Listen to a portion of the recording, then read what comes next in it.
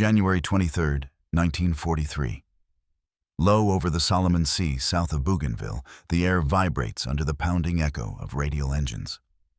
Salt mist rises from the waves as Marine Corps F4U Corsairs sweep just above the surface, their bent wings casting warped shadows across the water. The sun glares off the canopy of Lieutenant Harold Brewer's Corsair as he shoves the throttle forward, the R-2800 engine snarling like a beast breaking free. The cockpit rattles. The control stick hums against his glove. His heartbeat thunders louder than the wind screaming past the canopy seals. 2,000 feet behind him, A6M0 fighters cling to his tail. Their engines give off a higher, sharp, metallic buzz, closing in like hornets. The radios crackle with frantic calls from VMF 124. Brewer cuts through them, eyes locked on the ocean surface whipping past beneath him. His aircraft is heavy with ammunition, the .650 caliber Brownings trembling inside the wings, waiting for a clean shot. The G-forces clamp against his ribs as he banks left, skimming a rising swell that explodes skyward in a burst of white spray. Above the chase, 3 Zero pilots from the 582nd Kokutai drop into the fight. Their commander, Lieutenant Masao Fujita, had been briefed only days earlier on the Americans' new fighter. He had laughed with his wingmen at the photographs spread across the briefing table. The aircraft looked ungainly, its wings broken downward like a bird that had hit the ground too hard. Fujita had dismissed it as another American brute that relied on horsepower instead of finesse. He expected it to fly exactly as it looked, heavy, stubborn, easy to trap in a turn. Now he dives toward Brewer's Corsair with confident precision, expecting a quick kill. His wingmen tighten formation as their aircraft close the distance. The pale green silhouettes cut across the sun, their shadows racing alongside the Corsair. Brewer sees the movement in his mirrors and feels a rising punch of adrenaline. He knows the Zero outturns most American fighters at this altitude. But the Corsair is no ordinary shape in the sky. He slams the left rudder. The aircraft shudders. The wing dips sharply, almost scraping the ocean. Spray stings the underside of the fuselage. The inverted gull wings bite the air. The Corsair pivots hard in a turn that should be impossible for its size. Brewer feels the sudden force drive him deep into the seat. His vision pulses at the edges. The aircraft wants to buck free, but he holds the line, jaw clenched. The bent wings, designed to lift cleanly even at low altitude, pull the fighter around in a brutal arc. The Zero pilots above hesitate. Fujita's eyes widen behind his goggles as the American fighter rotates under him and swings inside his formation. The Corsair rockets upward, nose rising like a whip crack, closing the angle perfectly. Brewer squeezes the trigger. The Brownings roar, shaking the entire aircraft. Tracers lance upward and carve into the lead, Zero's fuselage. The Japanese fighter bursts into fragments, its wing tearing away. Fujita yanks his stick hard, alarm overriding every assumption he had ever made about American aircraft. From below, 2 more Corsairs knife into the sky, their engines howling. They roll sharply, their wings gripping the air in tight spirals that defy the weight of their engines. The Zero pilots scatter, shocked by the ferocity of these turns, shocked by the speed with which the strange-bodied fighters attack. Brewer rolls again, dropping behind another fleeing Zero, whose pilot had moments earlier believed the Corsair was too clumsy to threaten him at this height. The ocean surges beneath them as both aircraft skim the surface. Brewer feels the vibration of turbulent air sliding under the gull wings as he lines up his shot. The roar of the battle fades into memory as the narrative pulls back months earlier, to a quiet engineering room inside Vought Aircraft's facility in Stratford, Connecticut. Drafting tables glow under lamps. Sheets of vellum rustle with every movement. Pencils scratch across diagrams of wings, fuselages, and engine mounts. In the center of the room, Rex Beisel, the chief engineer, studies the silhouette of a fighter unlike anything yet built for the war. The United States Navy wants a new carrier fighter capable of swallowing a massive Pratt & Whitney R-2800 engine, the most powerful radial ever planned for a frontline aircraft. The engine itself demands a 13-foot propeller, a giant disc of metal that threatens to strike a carrier deck unless the landing gear is impossibly long. Long struts risk buckling. Heavy gear risks slowing the aircraft. Every option seems to add weight, drag, or danger. Beisel taps the blueprint with the back of his knuckle. The answer lies not in taller landing gear, but in moving the wings. He sketches the first curve of what will become the inverted gull wing. The shape lowers the wing's joint with the fuselage, allowing shorter, sturdier landing gear. At the same time, the angle improves lift by smoothing airflow into the wing root. Test calculations show it could handle the monster propeller while still giving the fighter a chance at high-speed climbs and brutal acceleration. Some engineers look at the initial mock-up with uncertainty. The wing dips down, then sweeps back up near the tip. It resembles a bird folding its wings awkwardly. A few junior designers whisper that pilots might hate it. Others question if the airflow at the bend will tear the wing apart under stress. But Beisel focuses only on results. Strength, clearance, lift, efficiency, all in one radical curve. When the first prototype, the F4U rolls out of the hangar for its early tests, its silhouette startles the ground crews. The bent wings look almost skeletal. They cast angled shadows on the tarmac as Boone Guyton, Vaught's test pilot, straps into the cockpit. The engine coughs once, then ignites in a thunderous blast.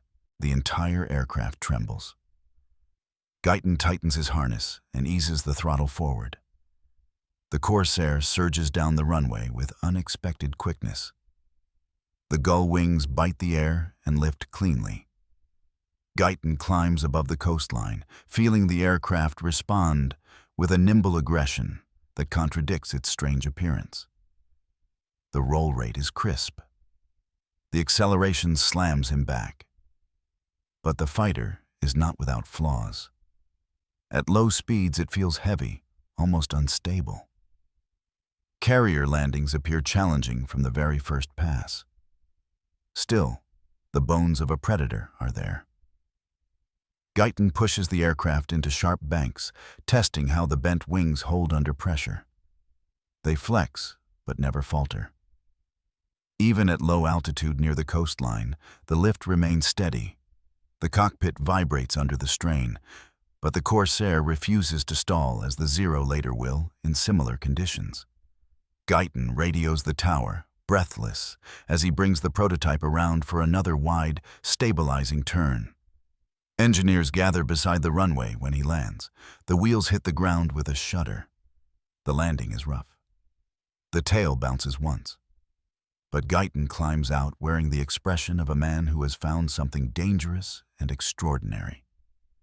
He describes a fighter with the raw power to challenge anything in the Pacific if pilots learn how to tame it. The inverted gull wing is no mistake. It is the key. As word of the prototype spreads through Navy testing groups, so do the rumors. Some pilots joke about its warped shape. Others worry it will break under real combat. But the aircraft continues to evolve, strengthened with each test flight. Engineers adjust the flaps, refine the wing roots, tune the engine cowling. The Corsair grows into its potential with every hour in the sky. The gull wing that once drew raised eyebrows will soon earn a reputation written in gunfire. March 1943. The Solomon Islands breathe heat like a furnace. Mud clings to everything. Palm fronds hang motionless in the heavy air around the battered fighter strip at Guadalcanal. Marine pilots of VMF 124 move between tents soaked in humidity. The metallic scent of high-octane fuel. Mechanics shout above the clatter of tools as they tune the snarling R2800 engines lined up under crude sunshades. The Corsairs sit in rows, their bent wings gleaming in the afternoon glare, each one looking out of place on the rough coral runway. Lieutenant Ken Walsh adjusts his flight gloves as he walks toward his assigned F4U. Sweat slides down his back. His squadron has only recently arrived, carrying with them a mixture of anticipation and unease. They've all heard about the Corsair's speed. They've heard about the roll rate that could snap the horizon sideways. But they've also heard the warnings.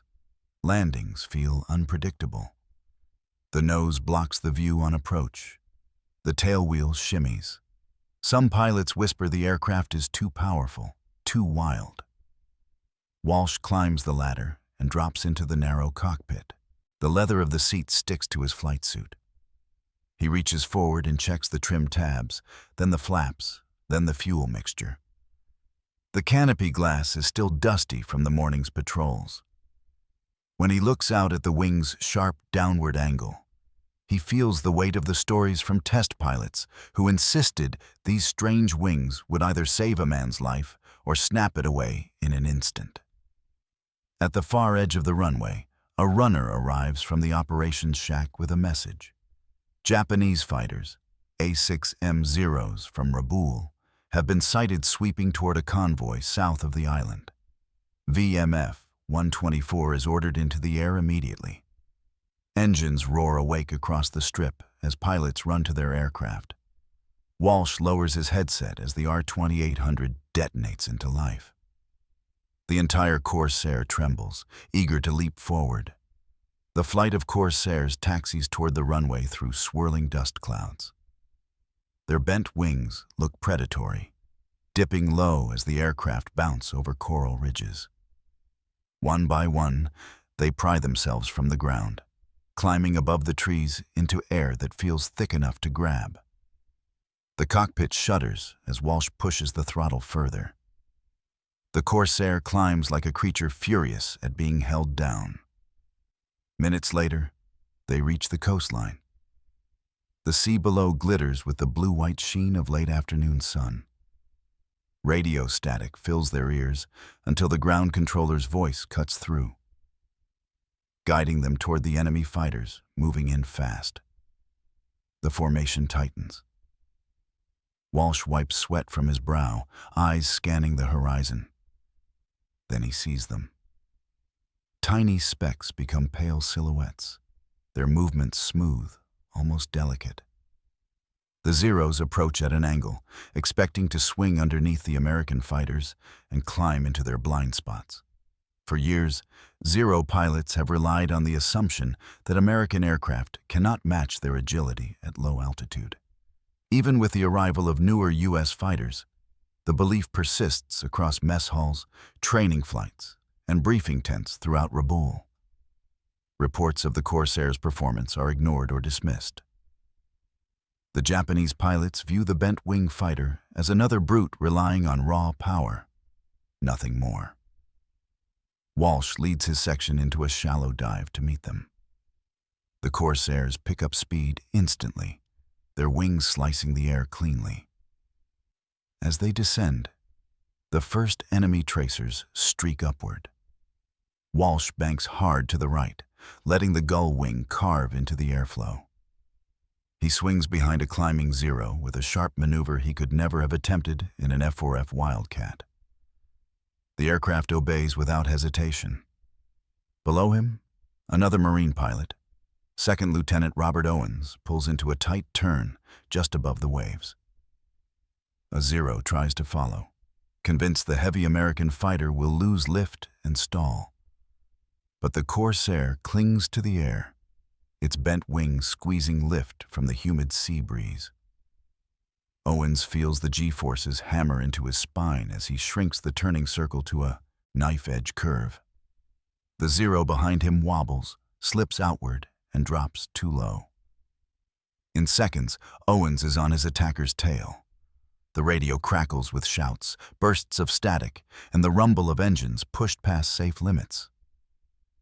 The Marine pilots begin using tactics written only in experience. Dives, sudden torque-driven rolls, blistering acceleration, moves the Zero pilots have not prepared for. Above them, Walsh lines up another diving Zero. He squeezes the trigger. The .50 calibers hammer through the wings, punching holes clean through their aluminum skins. The Zero drops toward the surf, trailing smoke. More Japanese fighters break away, confused by the ferocity of the turns the Corsairs make at impossibly low altitudes.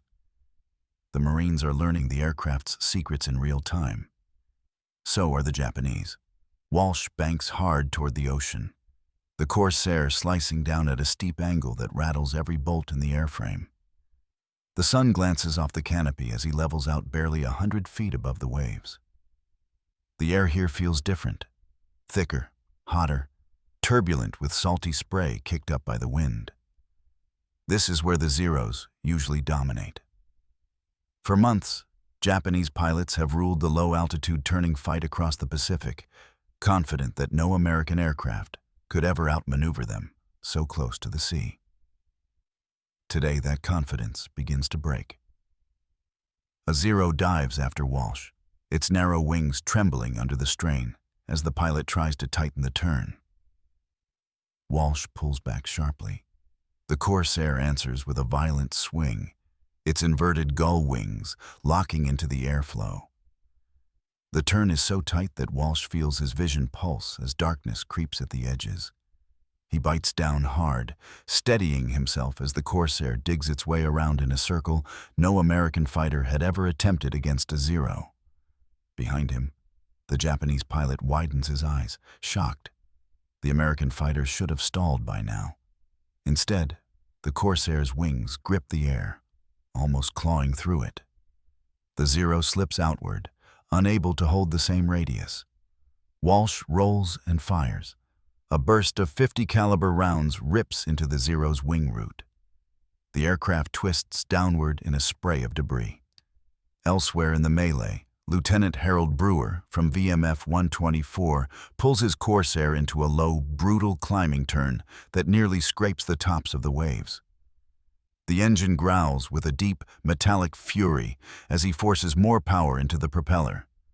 The torque twists the aircraft. The tail fishtails for a heartbeat before the gull wings stabilize it once more. Brewer feels the G-load hammer into him, but the Corsair's frame holds. A Japanese pilot from the 582nd Kokutai follows Brewer into the turn, expecting the American aircraft to bleed speed and falter. Instead, the Corsair surges upward like a slingshot firing off the water. Brewer snaps the fighter over into a roll and drops behind the Zero. The Japanese pilot catches the movement too late. Brewer squeezes the trigger.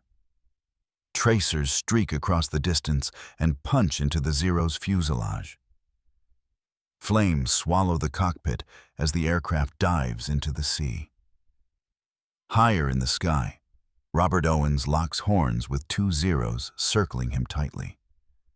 He drops into a descending spiral toward the water, feeling the Corsair's wings steady as they draw lift even from the humid, unstable air. The Zeros pursue. But as they spiral lower, they begin to wobble. Their engines strain, their wings strain. One of the pilots realizes too late that the Corsair is using its unusual wings to maintain lift far more efficiently at low altitude. Owens pulls out of the spiral just above the waves with a surge of speed the Zeros cannot match. He levels off, banks hard right, and watches the nearest Zero overshoot helplessly. In an instant, Owens cuts inside its turn. The Japanese pilot's instincts fail him. He's flown against Wildcats and P-40s, fighters that bled energy in low turns. He has never fought anything like this. Owens fires a 2-second burst. The Zero disintegrates in a splash of fire. The radio erupts with urgently shouted calls from both sides as the battle splits into dozens of individual duels. Marine pilots exploit every quirk of the Corsair: rolling scissors, high G-brakes, sudden torque climbs, maneuvers that would tear lesser aircraft apart. The bent wings scream under the stress, but they hold. Always they hold. Japanese formations collapse as their pre-war assumptions about turn radius and low-speed control betray them. Pilots who once mocked the Corsair's crippled bird shape now struggle to keep it in sight. Its silhouette dips low, rolls sharply, climbs with violent bursts of power, and snaps back into firing position with terrifying speed. Zero after zero falls to the sea, trailing smoke. The survivors pull away and climb desperately for altitude, hoping to regain the advantage their aircraft was built for. The Marines follow only briefly. They know the Corsair's true kingdom is not above the clouds. It is down here, where the air is thick, the turns are tight, and the bent wings can dig into the atmosphere with predatory precision. By late afternoon, the sky above the Solomon Sea carries the drifting smoke of ruined aircraft. Oil slicks spread across the waves where machines and men have fallen. The surviving Zeros streak northward in broken groups, their formations shattered, their confidence bleeding out as quickly as their fuel. Radio silence clings to them. No victory calls, no triumphant chatter, only the low hum of engines pushed harder than they were ever meant to fly. Inside one of the retreating Zeros, Warrant Officer Shun Mori clutches his stick with a trembling hand. He glances over his shoulder at the crippled shapes of his wingmen. Hours earlier, they had laughed with Fujita over the photographs of the American fighter. They mocked its bent wings and bulky nose. They joked that it looked like an injured crane trying to take flight. Now Mori feels a cold pressure in his chest. The island winds carry stories quickly, but the truth he witnessed today will spread faster. The Corsair can outturn them at low altitude. Back at Guadalcanal, VMF 124 begins to land as dusk stains the clouds. The runway glows with the orange light of burning oil drums used to guide them down. Walsh eases his Corsair into approach, fighting the sudden drop as the nose blocks his view. The aircraft sinks sharply at the last second, wheels slamming the coral strip with a jolt that rattles his teeth. The tail bounces once before settling. Marine ground crews run toward the incoming fighters, ducking beneath prop wash and kicking through dust clouds. Walsh opens his canopy and breathes the thick island air. His flight suit clings damp against his skin. The gull wings of his Corsair drip salt water from the tight turns made just above the waves. Mechanics climb onto the wings, touching bullet scars along the fuselage. One of them runs a hand across a jagged groove carved by a 7.7 millimeter round. The wing held. It always held. Brewer taxis in next. His aircraft bears scorch marks along the cowling and chunks missing from the right stabilizer. He kills the engine. Silence falls. Only the clicking of cooling metal and the distant moan of the jungle break the stillness. When he climbs down from the cockpit, another pilot claps him on the shoulder. Brewer tries to speak, but the words knot in his throat. Instead, he simply nods and looks down the runway, where the last Corsair rolls to a stop. Hours later, under the dim lantern light of the squadron tent, the pilots gather for debrief. Sweat drips from their foreheads as they sit on crates and overturned fuel cans. A map of the Solomon Sea is pinned to the wall with a combat knife. The operations officer listens to their reports as they recount turn fights that defied everything they had been taught. They speak of the way the Corsair grips the air. They describe how the inverted gull wings give lift even when the engine drags them through impossible angles. Owens leans forward, elbows on his knees, recalling the moment he spiraled toward the ocean with 2 Zeros behind him. He explains how the fighter held steady when it should have stalled. Others nod in agreement. No one fully understands the aerodynamics yet, but they know what they lived through. The Corsair is not simply another American fighter. It is something else entirely. Across the Pacific, within Japanese air groups at Rabaul and Bougainville, pilots return to their tents and mess halls with grim expressions. They sit quietly over metal trays of rice, replaying the shock of the Corsair's maneuvers. Conversations grow muted as word spreads. The bent-wing American fighter can dive harder, climb faster, and, most unthinkable of all, outturn a Zero at sea level.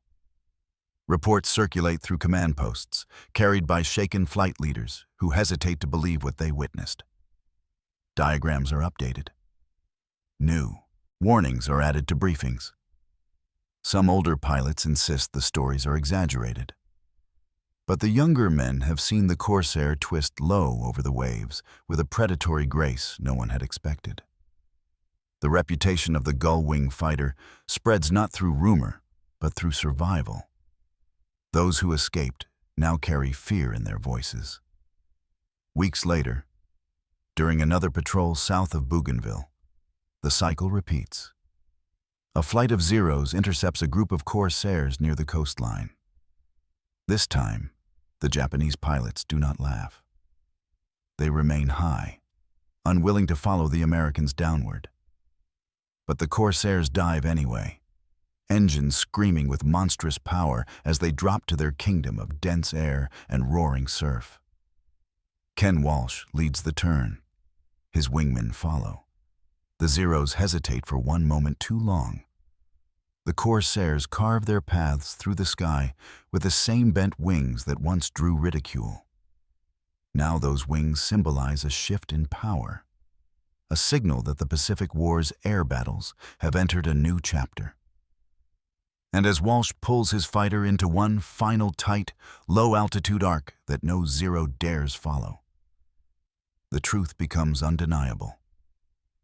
The bent-wing bird they mocked has become the most feared predator over the Solomon Sea.